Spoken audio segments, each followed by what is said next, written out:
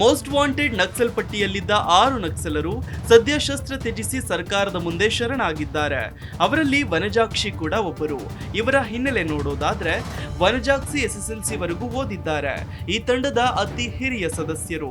1985ರಲ್ಲಿ ಓದು ನಿಲ್ಲಿಸಿದರು. ಈ ಆದಿವಾಸಿ ಮಹಿಳೆ ತನ್ನ ಗ್ರಾಮದಲ್ಲಿ ಸಾರ್ವಜನಿಕ ಜೀವನದ ಭಾಗವಾಗಿ 1992 ಮತ್ತು 1997ರಲ್ಲಿ ಗ್ರಾಮ ಪಂಚಾಯಿತಿ ಸದಸ್ಯೆಯಾಗಿ ಅವಿರೋಧವಾಗಿ ಆಯ್ಕೆಯಾಗಿದ್ದರು. 8 ಜನ ಮಕ್ಕಳ ದೊಡ್ಡ ಕುಟುಂಬದ ಹೆಣ್ಣು ಮಗಳಾಗಿ ಟೈಪ್ ರೈಟಿಂಗ್ ಕಲಿತು ಹೊಲಿಗೆಯನ್ನು ಜೀವನದ ಆಧಾರವಾಗಿ ಆಗಿಸಿಕೊಂಡಿದ್ದರು. ರಾಜಕೀಯವಾಗಿ ಸಕ್ರಿಯವಾಗಿದ್ದರೂ ಕೂಡ ಇವರಿಗೆ ಮತ್ತು ಇವರ ಕುಟುಂಬಕ್ಕೆ ಬಲಾಢ್ಯರಿಂದ ತಮ್ಮ ತುಂಡು ಭೂಮಿಯನ್ನು ಉಳಿಸಿಕೊಳ್ಳಲು ಸಾಧ್ಯವಾಗಲಿಲ್ಲ. ಪರಿಣಾಮವಾಗಿ ತಾಯಿ ಮಾನಸಿಕ ಅಸ್ವಸ್ಥತೆಗೆ ಗುರಿಯಾದರೆ ಒಬ್ಬ ತಮ್ಮ ಆತ್ಮಹತ್ಯೆಗೆ ಶರಣಾದ.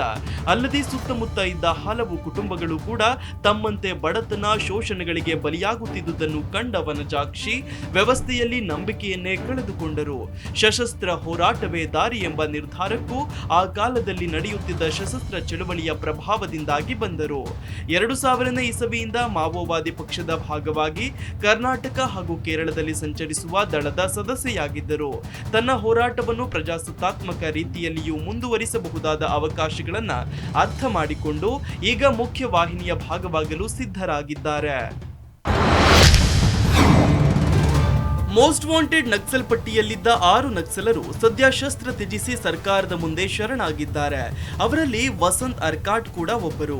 ಇವರ ಹಿನ್ನೆಲೆ ನೋಡೋದಾದ್ರೆ ತಮಿಳುನಾಡಿನ ವೆಲ್ಲೂರಿನ ವಸಂತ್ ಬಿಟೆಕ್ ಪದವೀಧರ. ವೆಲ್ಲೂರು ಜಿಲ್ಲೆಯ ಆರ್ಕಾಟ್ ಅವರ ಊರು. ಸಮಾಜಮುಖಿ ಚಿಂತನೆಗಳಿಂದ ಪ್ರಭಾವಿತರಾದ ಇವರು ಹೋರಾಟಗಳನ್ನ ಗಮನಿಸುತ್ತಾ ಬೆಳೆದವರು. 2010ರಲ್ಲಿ ಪದವಿ ಮುಗಿಸಿದ ತಕ್ಷಣವೇ ಸಶಸ್ತ್ರ ಹೋರಾಟದ ಭಾಗವಾಗಿ ಅಂದಿನಿಂದಲೂ ಕೇರಳ ಕರ್ನಾಟಕಗಳಲ್ಲಿರುವ ದಳದ ಸದಸ್ಯರಾಗಿದ್ದರು. ಮಿತ ಭಾಷಿಯಾಗಿರುವ ವಸಂತ್ ತನ್ನ ಆದರ್ಶಗಳನ್ನ ಬಿಟ್ಟುಕೊಡದೆ ಹೋರಾಟದ ಮಾರ್ಗವನ್ನು ಬದಲಿಸಿ ಮುಖ್ಯ ವಾಹಿನಿಯನ್ನು ಸೇರಬಯಸಿದ್ದಾರೆ.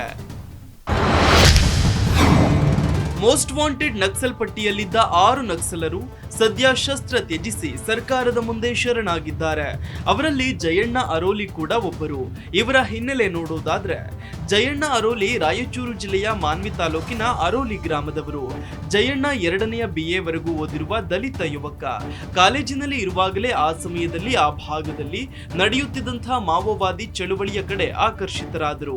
ಆಸಕ್ತಿಯಿಂದ ಚಳುವಳಿಯನ್ನು ಗಮನಿಸುತ್ತಿದ್ದ ಅವರಿಗೆ ಭಾಸ್ಕರ್ ಅವರ ಎನ್ಕೌಂಟರ್ ಹತ್ಯೆ ಆಘಾತವನ್ನುಂಟು ಮಾಡಿತ್ತು. 2000ನೇ ಇಸವಿಯಲ್ಲಿ ತನ್ನ 24ನೇ ವಯಸ್ಸಿನಲ್ಲಿ ದಳದ ಭಾಗವಾದರು. ಅಂದಿನಿಂದ ಕೇರಳ ಕರ್ನಾಟಕಗಳಲ್ಲಿ ಇವರ ಹೋರಾಟದ ಚಟುವಟಿಕೆಗಳು ನಡೆದಿದೆ. 2018ಕ್ಕೆ ಮತ್ತೆ ಸಶಸ್ತ್ರ ಚಳುವಳಿಗೆ ಮರಳಿದರು. ಜನರ ಜೊತೆ ಸೇರಿ ಜನಪರ ಹೋರಾಟಗಳನ್ನು ನಡೆಸಲು ಮುಖ್ಯ ವಾಹಿನಿಯ ಭಾಗವಾಗಲು ಬಯಸಿದ್ದಾರೆ.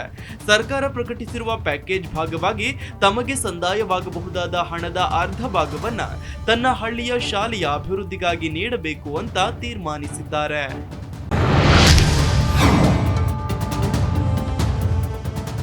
ಮೋಸ್ಟ್ ವಾಂಟೆಡ್ ನಕ್ಸಲ್ ಪಟ್ಟಿಯಲ್ಲಿದ್ದ 6 ನಕ್ಸಲರು ಸದ್ಯ ಶಸ್ತ್ರ ತ್ಯಜಿಸಿ ಸರ್ಕಾರದ ಮುಂದೆ ಶರಣಾಗಿದ್ದಾರೆ. ಅವರಲ್ಲಿ ಜಿಶಾ ಕೂಡ ಒಬ್ಬರು. ಇವರ ಹಿನ್ನೆಲೆ ನೋಡೋದಾದ್ರೆ ಜಿಶಾ ತಂಡದಲ್ಲಿನ ಎಲ್ಲರಿಗಿಂತಲೂ ತುಂಬಾ ಚಿಕ್ಕವರು. ಕೇರಳದ ಇವರು ವಯನಾಡ್ ಜಿಲ್ಲೆಯ ಮಕ್ಕಿಮಲದ ಆದಿವಾಸಿ ಮಹಿಳೆ. 8ನೇ ತರಗತಿಯವರೆಗೂ ಕೂಡ ವಿದ್ಯಾಭ್ಯಾಸ ಮಾಡಿದ್ದಾರೆ. 2018ರಲ್ಲಿ ಕೇರಳದಲ್ಲಿ ಸಶಸ್ತ್ರ ಹೋರಾಟದ ಭಾಗವಾಗಿದ್ದು 2023ರಲ್ಲಿ ತಂಡದ ಇತರೆ ಸದಸ್ಯರೊಂದಿಗೆ ಕೇರಳದಿಂದ ಕರ್ನಾಟಕಕ್ಕೆ ಬಂದವರು. ಸದ್ಯ ಶಸ್ತ್ರ ಬಿಟ್ಟು ಶರಣಾಗತಿಯಾಗಿದ್ದಾರೆ.